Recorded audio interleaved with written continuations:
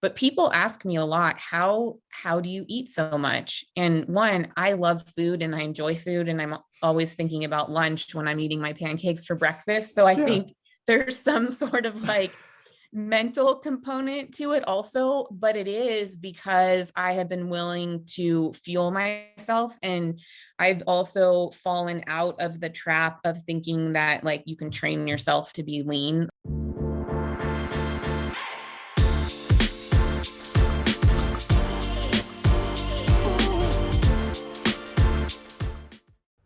This episode of the Smart Athlete Podcast is brought to you by Solpre, skincare for athletes.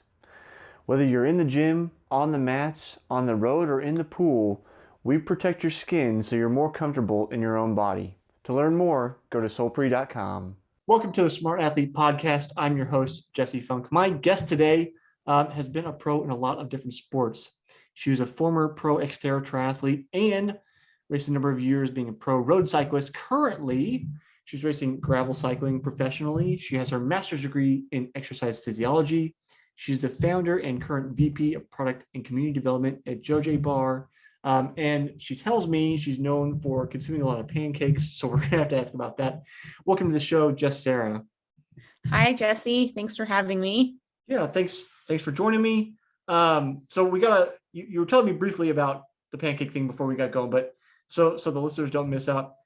Why pancakes, I guess, and then I guess you've become somewhat of a pancake connoisseur or pancake consuming legend. Like what happened? Great question. So if you really want to nerd out on the nutrition component of pancakes, I just think they're far superior to other breakfast foods. They pack a punch. I've never eaten a pancake and gone out on a ride and thought, wow, I don't have enough energy. And they also taste really good. So why not? I decided to make this fun recipe a few years ago called QOM cakes, which is Queen of the Mountain Cakes, and filmed the recipe and then went out and took a popular gravel QOM down in San Diego County. So the proof is in the Strava QOM. So I'll have to take up I don't know if it's an antithesis, but I prefer waffles. So whenever someone's like pancakes, I'm like, clearly it's not the superior breakfast item. Waffles they've got divots. They can hold more condiments than pancakes are. Pancakes let things slide off the sides. Okay, I know where your head's at there, but pancake sandwiches are so much easier to spread things on, like cream cheese, for example. I guess that's fair. Although I guess at the same time, I really like crepes, and crepes are, there's like nothing there, but you can stuff all of the stuff inside of them. So maybe I'm less interested in the delivery mechanism as I am the filling. So maybe that's my issue. I'm with you on that because I'm also known for my fillings, and cream cheese tops. Cream cheese and maple syrup tops all fillings in my book. Is that so? We'll dive straight into JoJé. We'll come back to the racing because I've got questions about racing. But is that where I think one of the flavors, if I remember right, is pancakes and bacon? Is that accurate? I was just going to bring that up, that I love pancakes so much that I made one of my energy bars into a flavor called pancakes and bacon. And there's no real bacon in it because that would be weird to have bacon in a bar that is wrapped in on a shelf. But we use a vegetarian liquid smoke and real maple syrup. So it creates the illusion of the smoky bacon and the maple from the pancakes. And it's really good.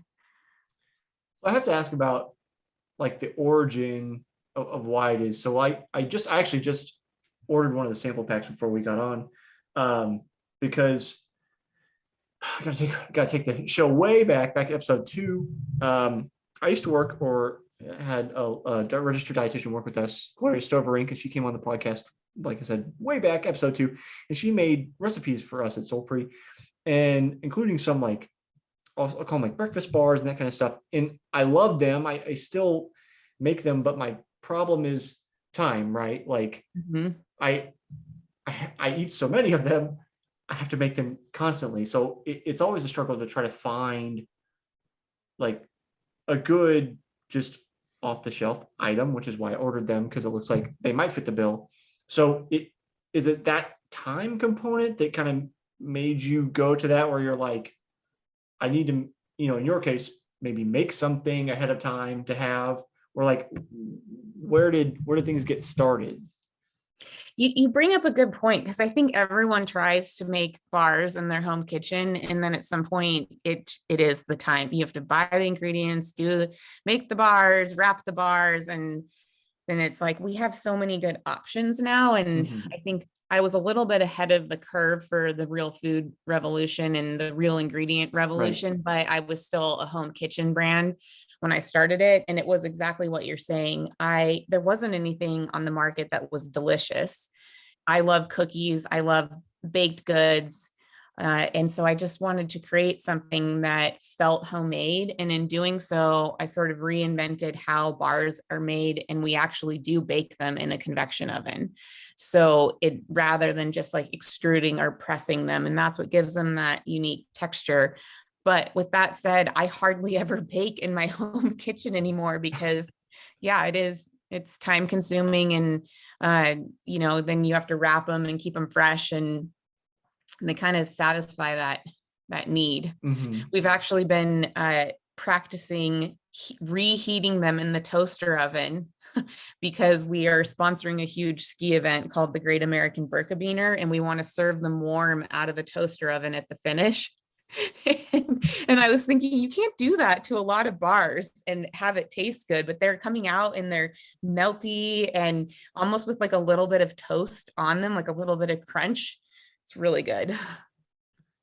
And as a shameless plug here, if you, the listener, want to know about more about Berkey's and you're not in that area or in that life, check out episode 101 with Paul Thompson. And he's done the Birkie 40 years out of the last 42 years. So we do a deep dive on that. And that was my introduction to it. So when Jess had mentioned it before we got going, we kind of started talking about Paul a little bit and the Birkie and just the kind of challenges that such a long race presents and the uniqueness of somebody who's done it for so many years. Jess, I think you were saying this is the first one that you're going to do. Was that accurate, or have I already forgotten that you've already done more? No, you are correct. This is the first. So with our partnership, we received entries, and I thought, why not? How long can 55K on classic skis take me? And it turns out it's probably going to be 7 hours. So definitely thinking of my nutrition strategy. It's my first ever cross country ski race. I did do some Nordic team stuff when I was little, but it was the way they present it to kids. It's more fun. So this will be an experience, and it is so much harder to eat and drink Mhm. skiing, and practicing that has been a learning experience. If you don't remember to drink out of your Camelback every 3 minutes, it freezes. Yeah. If you don't close your bottle right in your fanny pack, it leaks all over the place. Like, I've learned so many things in the past few months practicing what I'm going to do. So I'm hoping that it's like bike racing, where there's volunteers at the aid stations who Mhm. are handing you things and helping, but I'll find out in February. I mean, I would, if I'm not a betting man, but if I was, I would bet on there being volunteers at aid stations. I mean, for a race of that magnitude, there's gotta be somebody, I hope so. yeah, we'll hope, maybe we'll ask Paul, is there any help? I would think there's gotta be some help along the way. Um, but yeah, the fueling component is always huge, especially the longer you go. Are because like your whatever you're drinking has the tendency to freeze. Are you trying to heat that before you start? Like, how are you keeping it from freezing? Yeah, I have been practicing that, and I use bottles from a company called Vivo, and they're made from stainless steel, Mhm. and they do keep. If I start with hot water in my bottle, it will last for probably about 2.5 hours if it's really cold here, which is around zero, -5 to 5 degrees, somewhere in that range. So that really helps. Otherwise, it just freezes right away.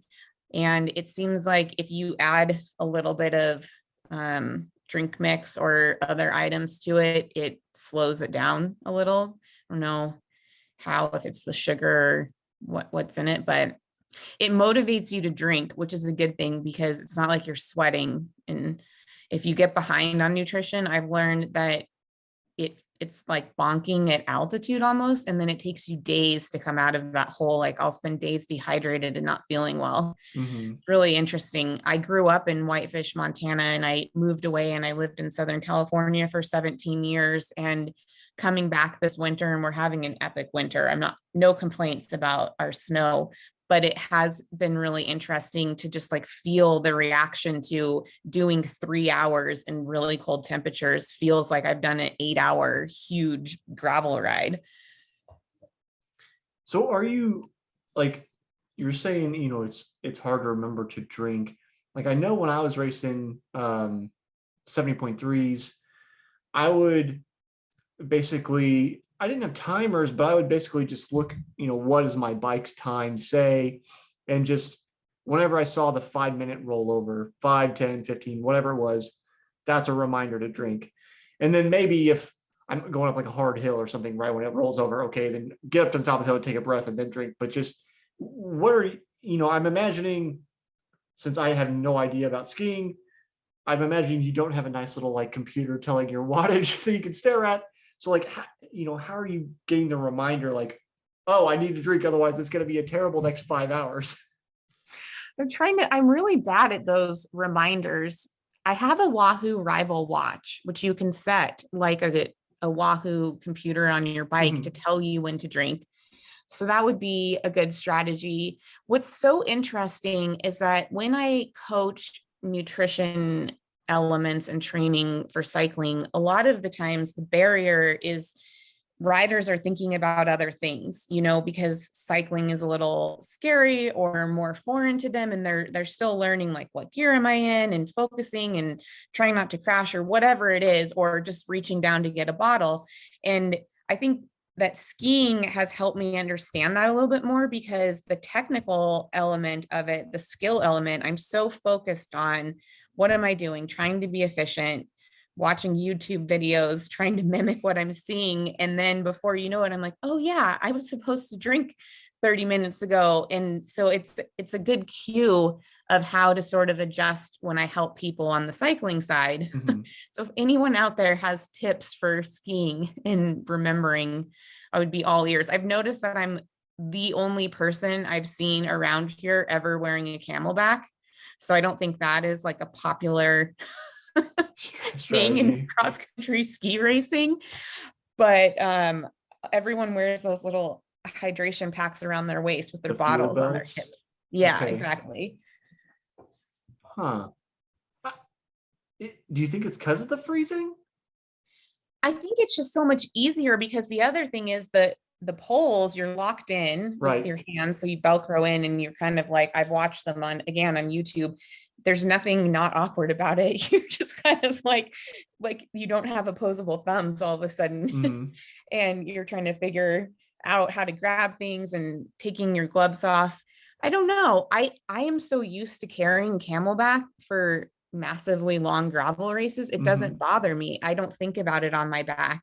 So I might just go with my own strategy. Maybe I'll start a new trend. But I also use the company that now owns JoJé Bar that I work for. We own Salt Stick, which is an electrolyte brand. And they make a dissolvable, chewable tablet called Fast Chews, and you just suck on it like a sweet tart. And that has saved me from being dehydrated, because you just get a couple of those in every 30 minutes. And if you can't drink enough or carry enough, it's again, like you're riding around, you're stopping at gas stations or water spigots. When you're out the ski trails, there's no gas stations to grab a Coke at. So you have to carry everything with you. Yeah. And I've looked, because I'm working on a new sports drink. I've actually looked at all the products they make, and they make some really novel solutions. That's the thing that, like, and it doesn't bother me that I'm coming out of sports drink. I'm not doing the same thing that they're doing, but just like people in general, people fuel differently. So it's like, it's cool to see people making different products instead of just making like a Gatorade clone or whatever. Or it's like, Gatorade's already big Gatorade. Like, let them do that Yeah. thing and figure out what other people need. Like that. Like, one thing I thought about, I'm sure you've had gels at some point in your life. I imagine a massive number of them. Hmm. I dislike the texture of them. I'm always like, why aren't they just like more liquidy? So like, Yeah. I'd love to make something that's like more drinkable instead of you have to also drink with it. I think there's a few companies starting to do that, to get on that kind of train. But again, it's just like, people fuel differently.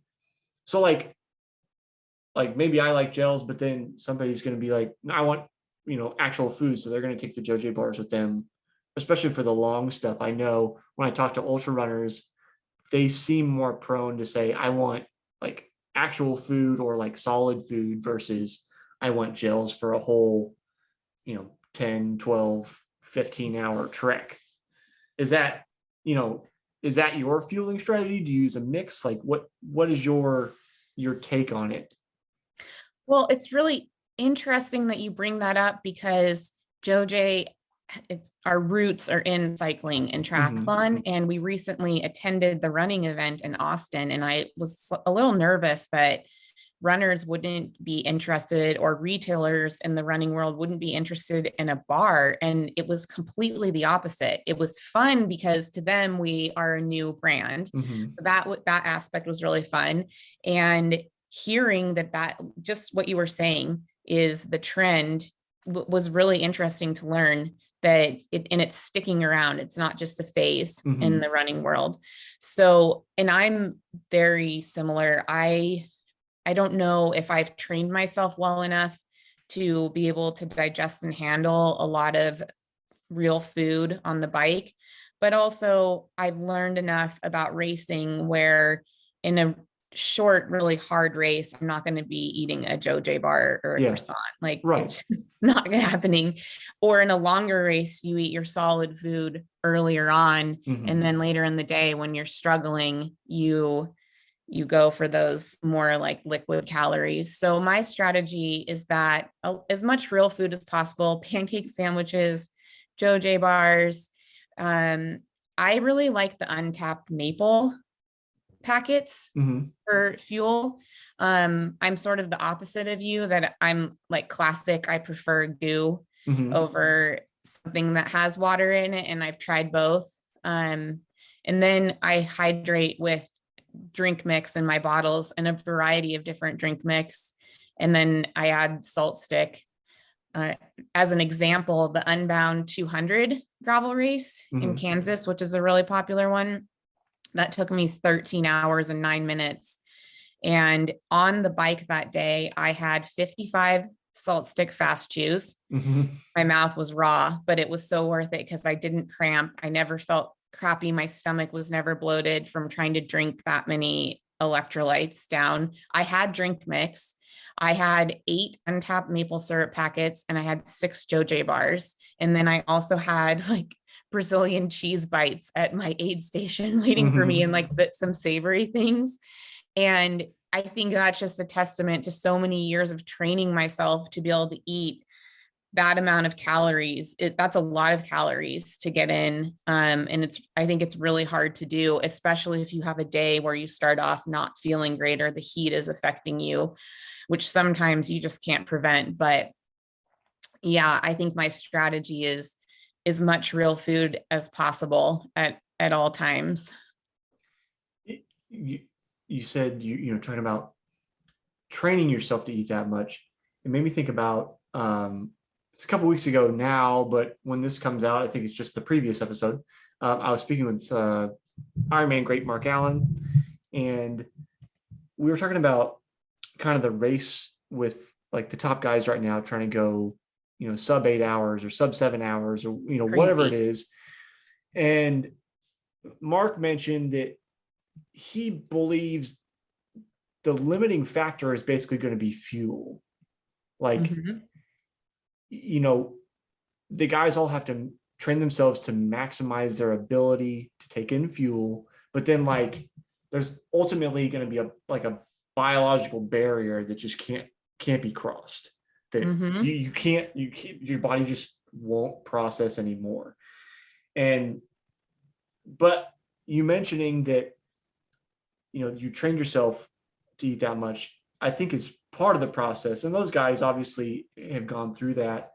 But for people new to, I'll say, long course, whatever the discipline is, may not necessarily know that there is some training component to it. So I always say, like, fuel in training, like you're going to fuel in the race, so you're used to whatever it is, because there is some getting used to like taking in that much fuel and going hard for that long. Do you remember? I mean, you've been at this for a number of years now, but do you remember like that time of adaptation where maybe you couldn't stomach quite as much, and then how things kind of changed over? For sure. And I've always thought that would be a really interesting peer-reviewed study, what you just said, looking at that biological line, because we know we have it with other adaptations, heat, altitude, cold, and how we all handle it differently. And I've always been so curious what that is and why I can eat so much. But to your point, my limiting factor when I was racing XTERRA was always when I would get on the run, I would have horrible stomach irritation to the point that I would be walking or in the bushes. And that was one of the reasons I created JoJé Bar, to have the macronutrient profile that it has, because I wanted to add in more fat. And we all know that now that endurance athletes use fat as fuel at lower levels.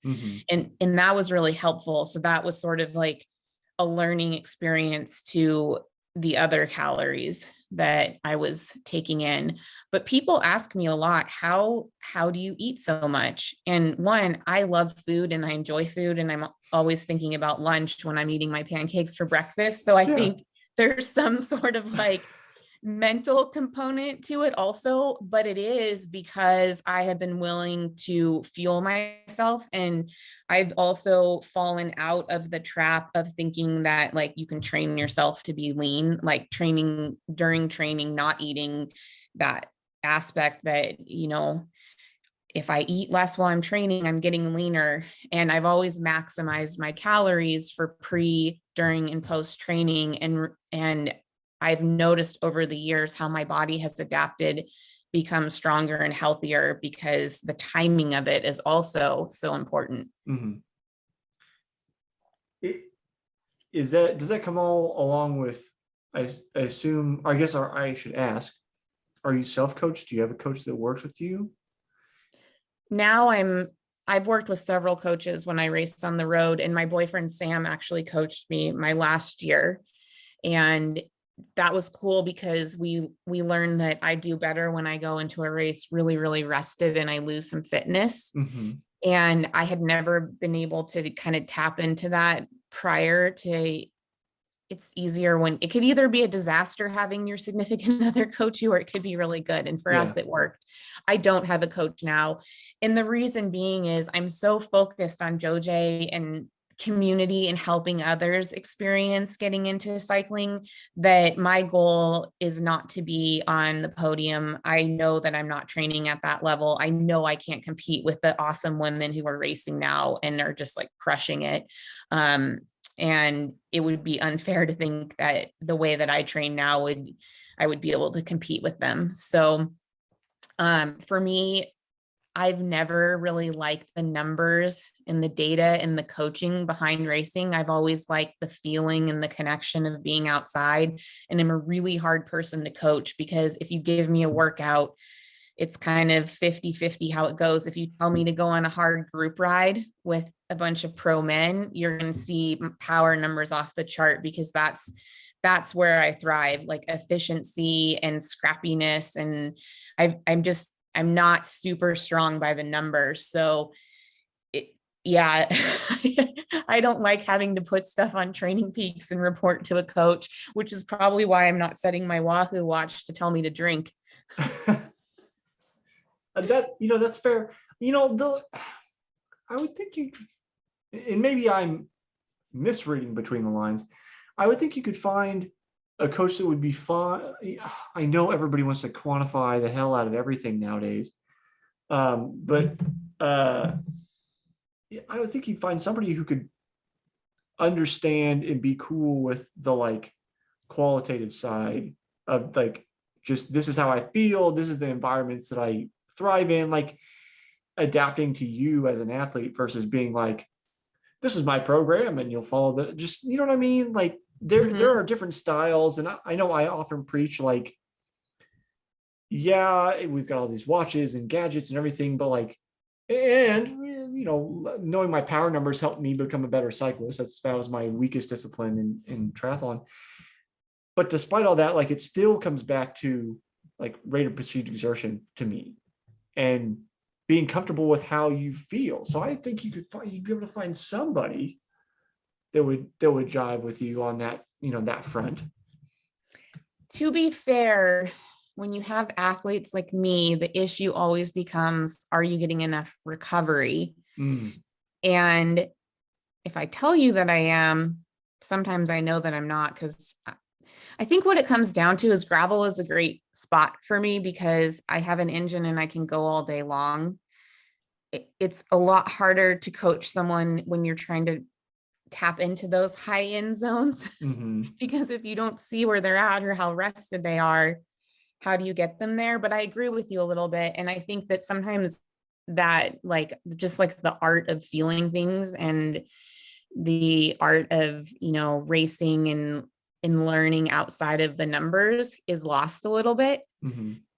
And I know there's other pro athletes that work that way and think that way.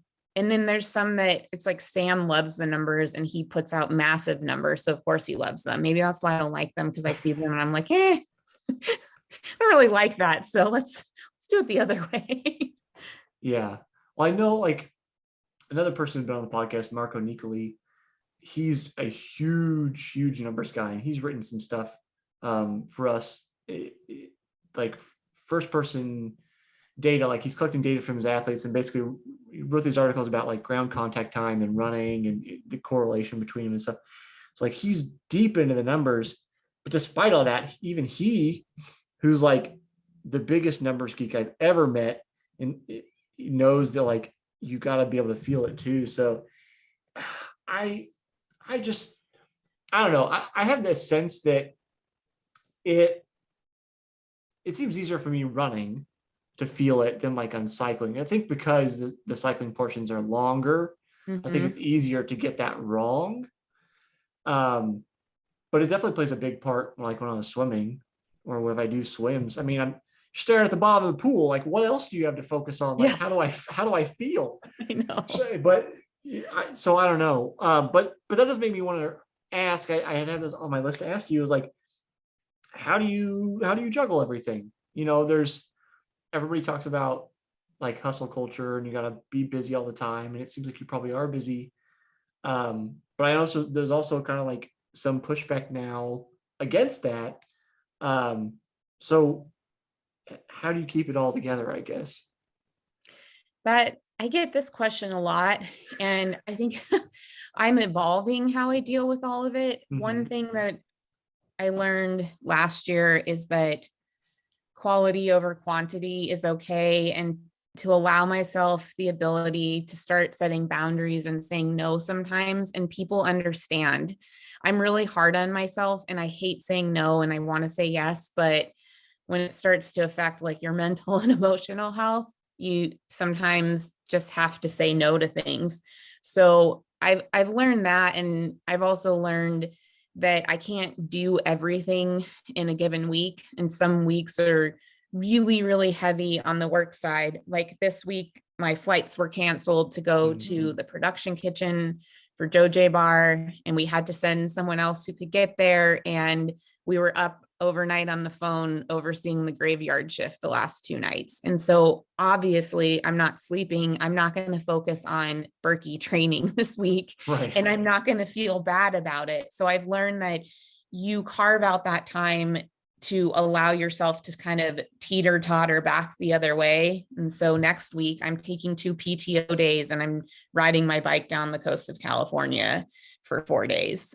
So I'll get that time next week to kind of swing back. And it's the same with, I think something we don't talk about a lot with athlete and work balance is the aspect of social and family components and how important that is. And as athletes, you get in that mode where it's like you're so selfish and you think about your food, your sleeping, your training, and like anybody that gets in the way of like you going to bed at 8:30, you're just not accepting that. And then you hang out with friends one night and you're like, whoa, okay, I really need this. It's healthy and it feels good and it's fun.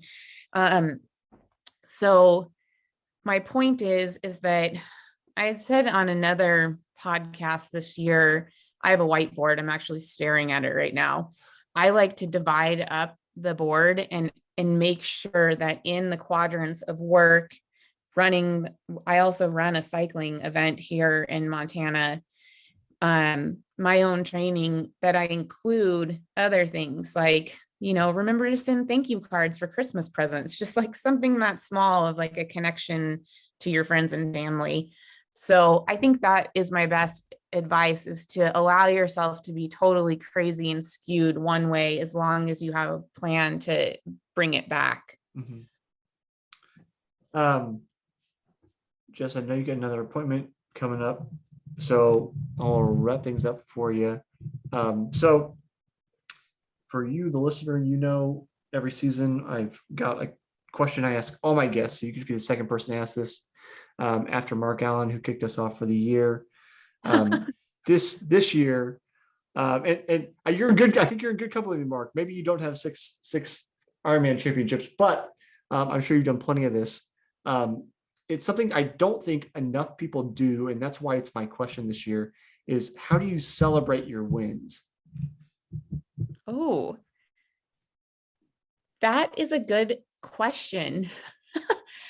I wish I had some profound celebration other than the fact that I really enjoy wine. So I like to have a nice glass of wine at the end of the day. But honestly, I feel like I roll my wins into my energy to keep going. And I celebrate that by continuing to grow my business and to focus on this privilege that I have of being an athlete, and really kind of bringing that back into the community around me. I think that the biggest win in my life is that I've had so much support from sponsors and friends and family and brands and people that were willing to help me race on the road and grow this event. And so what feels really good and celebratory to me is sharing it. And this year we mentored 4 high school girls who did our event, The Last Best Ride, and watching them get bikes and equipment from my sponsors, and as 15-year-olds complete this amazing event, that to me is a huge celebration. So I think I'm really focused on, sharing all of the good things that have been shared with me. I'm glad that's the question this year. I know I'm terrible at celebrating my wins, which is why a friend suggested that question for me. So I'm sure I'm going to learn a lot this year. I appreciate you sharing that. Jess, if people want to see what you're up to, your racing, JoJé Bar, all that kind of stuff, where can they do that? So my Instagram is at Jess Cerra, JessCerra. On Facebook at Jess Cerra. JoJé Bar Instagram is at JoJé Bar. Our website is the same, jojbar.com. We'll have a code in the show notes for 20% off if you want to head over to jojbar.com. Yeah, if you're on YouTube, it'll be in the description. If you're on SoundCloud, iTunes, etc., it'll be down where all that text is that talks about Jess and what she's up to and all that kind of stuff.